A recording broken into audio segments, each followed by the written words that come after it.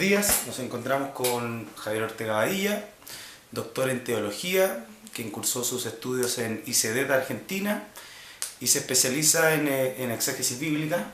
Sí, en Nuevo Testamento. En Nuevo Testamento. Nos encontramos con él para compartir una breve reflexión, un acercamiento a lo que es el fundamentalismo. Pastor, ¿cómo está en primer lugar? Bien, pues muy bien, y muchas gracias por la posibilidad de conversar de estos temas. Siempre es bueno hablar. Qué bien. Vamos a lo que nos convoca. Respecto al fundamentalismo, ¿qué reflexiones nos podría ofrecer usted desde este concepto que se articula, que se denomina fundamentalismo? Yo estoy bien interesado en el último tiempo en hacer una distinción entre ser evangélico y ser fundamentalista. A mí eso en el último tiempo me ha tenido pensando y ocupado, leyendo un poco sobre eso. Porque producto del desarrollo histórico de esta cuestión se ha llegado en América Latina a identificar todo lo evangélico con fundamentalista. Y lo cierto es que el fundamentalismo es un brote dentro del mundo evangélico y no es esencial al mundo evangélico, ¿no? O evangelical. Con lo cual uno puede ser perfectamente evangélico sin ser fundamentalista.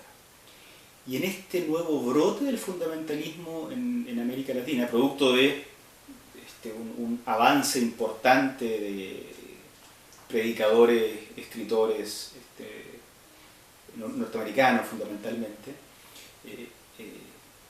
en este nuevo brote, se ha producido, a mi juicio, un daño importante y una polarización importante dentro del mundo evangélico chileno que es preocupante. Yo no recuerdo haber visto, ni siquiera en el contexto de las teologías de la liberación, digamos, cuando surgen las teologías de la liberación, una polarización tan grande dentro del mundo evangélico como ahora que se han tenido que definir respecto a posiciones muy radicales propuestas por estos neofundamentalistas. Así es que yo estoy preocupado por el neofundamentalismo, honestamente. Si me preguntas por una reflexión, yo digo, yo estoy preocupado por el brote que ha surgido en América Latina, por el avance de esta cuestión en América Latina. Además, tú vas a una librería evangélica, abres la puerta y te encuentras con paneles llenos de autores muy cercanos al fundamentalismo. Y si eso es lo que está leyendo la iglesia en Chile, por lo menos, es preocupante.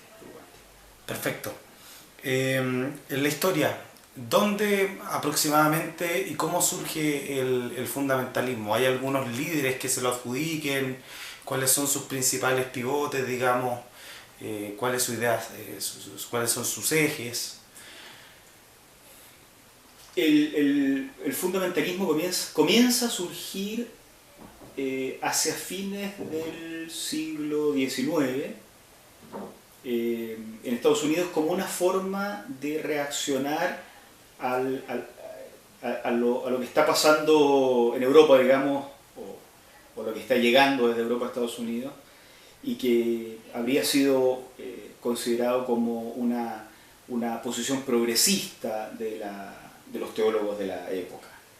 Entonces, el mundo evangélico, que ya está viviendo su segundo avivamiento, que tiene un fuerte énfasis, ¿cierto? Como es la característica evangélica, en una conversión personal, una opción por la conversión, un pietismo en ese sentido.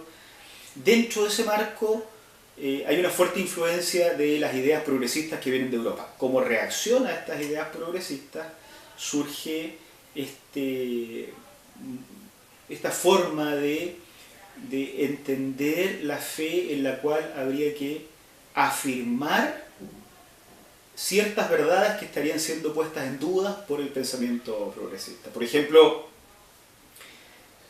si en el progresismo se ponía en duda el correlato empírico de los acontecimientos históricos narrados en la Biblia, el fundamentalismo se sintió en la obligación de afirmar que todo lo que dice la Biblia tiene un correlato empírico en la historia. O sea, todo lo que dice la Biblia tendría que ser demostrado. Con lo cual cae en el mismo error de ese progresismo o de ese liberalismo teológico, ¿no? Pensar que la Biblia es una ventana a la historia, y en el caso del liberalismo es una ventana falsa, y en el caso del progresismo es del fundamentalismo es una ventana absolutamente cierta, pero en ambos casos no pasa de ser un texto simplemente histórico, digamos. Ya. O sea, finalmente a eso se reducen, digamos. Entonces se reduce a eso. Los extremos se juntan, y en este caso tanto el fundamentalismo como el liberalismo terminan, a mi juicio, negando el carácter de palabra de Dios de la Biblia.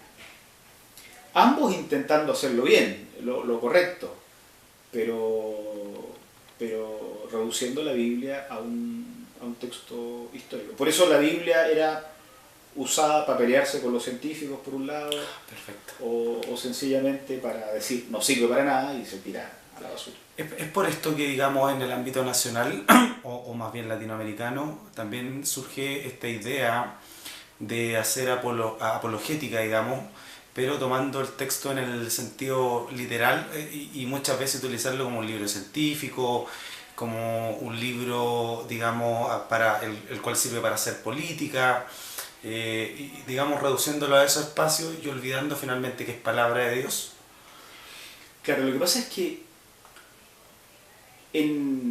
hubo un par de articulaciones de estos principios fundamentales, ¿no? No hay una única versión de los fundamentos propuestos por estos autores, pero en una de ellas la cuestión de la inerrancia y la infalibilidad de la Biblia fue un tema importante. En alguna época del desarrollo del cristianismo, de este cristianismo misionero que llega a América Latina a fines del siglo XIX, comienzo del siglo XX, en algún momento esa necesidad de afirmar la inerrancia y la infalibilidad dio como resultado una interpretación literalista de la Biblia. No sé si podría haber sido de otra forma. Entonces, al afirmar la interpretación literal de la Biblia, necesariamente no hay posibilidad de descubrir una palabra de Dios que esté detrás del relato superficial. Necesariamente te quedas con lo que está en la superficie, digamos. Y ahí yo creo que hubo un tema. Después de la Segunda Guerra Mundial, cuando ya en Estados Unidos llevaban varias décadas discutiendo eso, ese grupo misionero que llegó a América Latina ya llegó determinado absolutamente por el fundamentalismo. Y ese fue el momento cuando en América Latina se homologó el ser evangélico con ser fundamentalista. Por eso es que acá es muy difícil diferenciar entre ser evangélico y ser fundamentalista, ¿no? Yo tengo la impresión de que los de la FTL, Escobar, Padilla en su tiempo, por los 70, 1970, intentaron separar las aguas. Digamos, no somos liberales, decían, pero tampoco somos fundamentalistas. Y ser evangélico no es lo mismo que ser fundamentalista, ¿no? Y la cuestión de la inerrancia y la infalibilidad no es esencial a ser evangélico, decía Escobar en su tiempo. Entonces, lo peligroso, y es lo que llama la atención, ¿no? Cómo después de 40 años de este movimiento de la Fraternidad Teológica Latinoamericana, las teologías de la liberación, cómo ha sido posible este rebrote del fundamentalismo en las iglesias evangélicas. Es una cuestión que llama bastante la atención. Es como que siempre estuvo ahí medio escondido, y ante el repliegue de una producción teológica latinoamericana, ¡pum!, de repente surgió de nuevo. Bueno, eso a mí me llama la atención. Perfecto. Pastor, ¿qué piensa usted, qué opina desde su disciplina, digamos, en el quehacer teológico, cuando estas fórmulas teológicas, como lo es el fundamentalismo, este sistema credencial, cae en estos reduccionismos de intentar enumerar 5, 7, 8 puntos, digamos, que son asociados a la ortodoxia, digamos, que son a la ortopraxis, que van íntimamente relacionados. Sí. A mí me parece que todos los sistemas tienden a querer autoafirmarse, digamos, no es exclusivo del fundamentalismo. Lo que hizo el cristianismo al comienzo, al afirmar ciertos credos, también, ¿no? Fue un intento de decir quién está dentro y quién está afuera.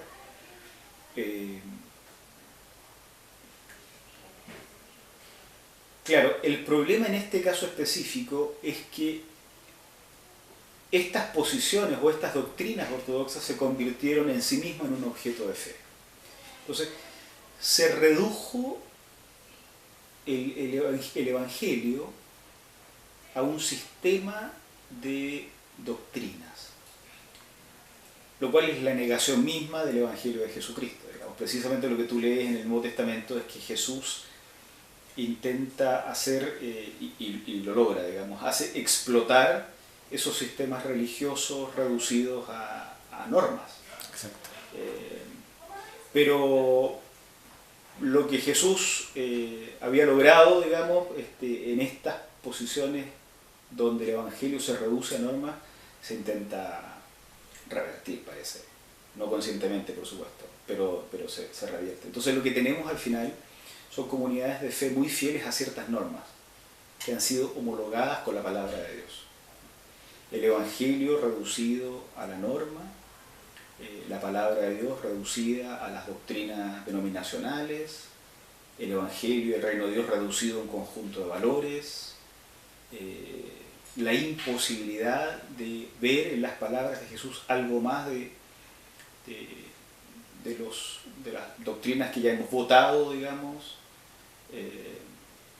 Bueno, eso es lo que pasa con esta cuestión, a mi juicio. Y esto es lo que termina polarizando a las iglesias, ¿no? Cuando alguien quiere ver en la Biblia palabra de Dios y no la afirmación de las verdades doctrinales votadas en una asamblea, entonces polariza las iglesias. Perfecto. Dos preguntas, digamos. ¿Cuál es el rol de la mujer en el fundamentalismo?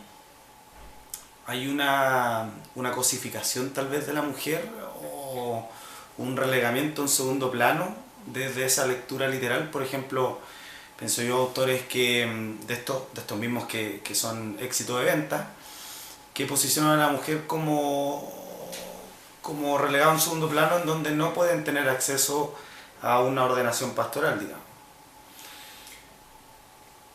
Sí, yo tal vez querría distinguir que en los orígenes del pensamiento fundamentalista estábamos en presencia de intelectuales que realmente podían articular con mucha rigurosidad un pensamiento, con el que uno puede no estar de acuerdo, pero no se puede necesariamente dudar de su rigurosidad.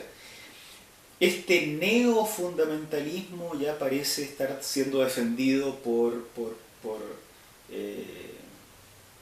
pensadores no tan rigurosos en este sentido. Claro, entonces respecto de la mujer, en lo que hoy está pasando, es que una lectura que pretende ver en la Biblia las normas para la conducta per se del ser humano, digamos, en todos los tiempos, necesariamente pasa por alto, por ejemplo, que la palabra de Dios ha sido dicha en un contexto determinado, en una lengua determinada, que hay elementos en la Biblia que son absolutamente culturales.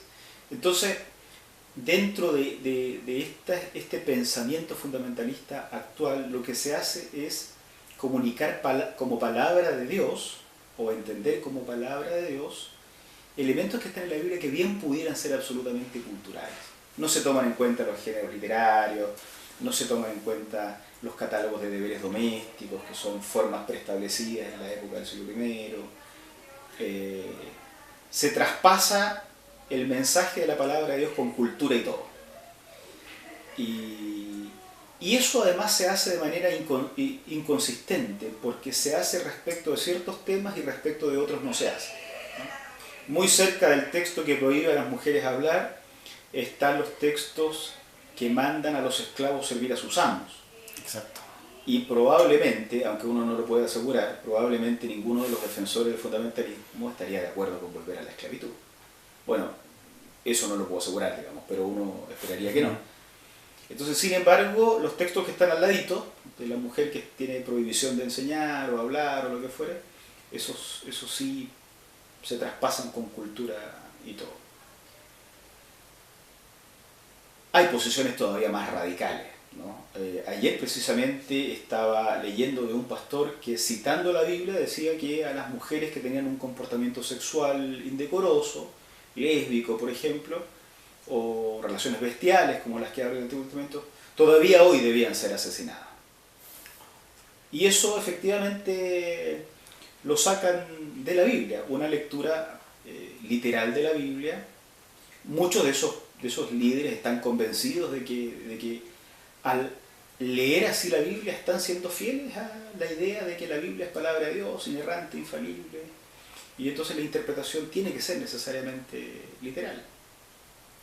No sé cómo lo harán con todos los otros textos que hablan de apedrear al muchacho contumaz, bueno, etc.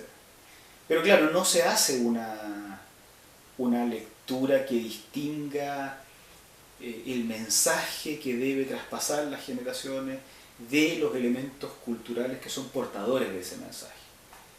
Y probablemente la afirmación neofundamentalista impida que se haga esa distinción, ¿no? Al tener que afirmar que la Biblia es inerrante, infalible, es como que el lector se siente imposibilitado de distinguir, se siente cometiendo un pecado cuando dice esto sí y esto no. Bueno, hay una especie de esclavitud del intérprete también en este sentido, ¿no? Perfecto. Otra pregunta. Lo que el fundamentalismo tal vez, digamos, plantea respecto del Estado y las relaciones, este juego, la dialéctica, digamos, lo que es la política y la incidencia pública que pretende hacer ciertos sectores que son reconocidamente fundamentalistas, y lo que se aprecia en el texto bíblico. ¿Hay, digamos, algún contraste? Porque uno ve que muchas veces tal vez cayeran en una actividad derechamente político-partidista.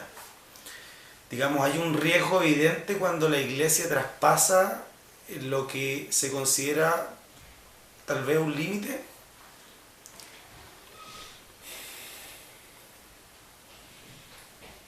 Claro, yo creo que es inevitable. Cuando tienes una forma de entender el Evangelio en los términos bíblicos, sin mediar una comprensión de que los textos son comunicados en una cultura, en un mensaje. Claro, tú ves en los textos bíblicos que los profetas van a hablar directamente con los reyes. Claro. Y que los reyes deben someterse a la voz del profeta. Claro, es una sociedad teocrática. Exacto. Es una sociedad, y además es una sociedad integrista, digamos, donde la cuestión religiosa forma parte de todo lo que la sociedad hace. Dentro del pensamiento neofundamentalista o fundamentalista, la aplicación de la Biblia es una aplicación sin desarrollo hermenéutico que deje la cultura allá y traspase el mensaje. Por lo tanto, lo que se espera es que hoy suceda lo mismo. Hoy el que es profeta se siente con la autoridad y con el permiso de Dios, digamos, para ir y exigirle a un rey, a un presidente en este caso, que eventualmente no cree en Dios, que tenga un comportamiento como si lo creyera, como si creyera en Dios. Claro, ahí falta reflexionar, yo creo, ahí falta reflexionar. Pero no sé si es esperable esa reflexión en quienes tienen esa forma de entender la Biblia. Yo tengo la impresión de que no veo que haya posibilidad.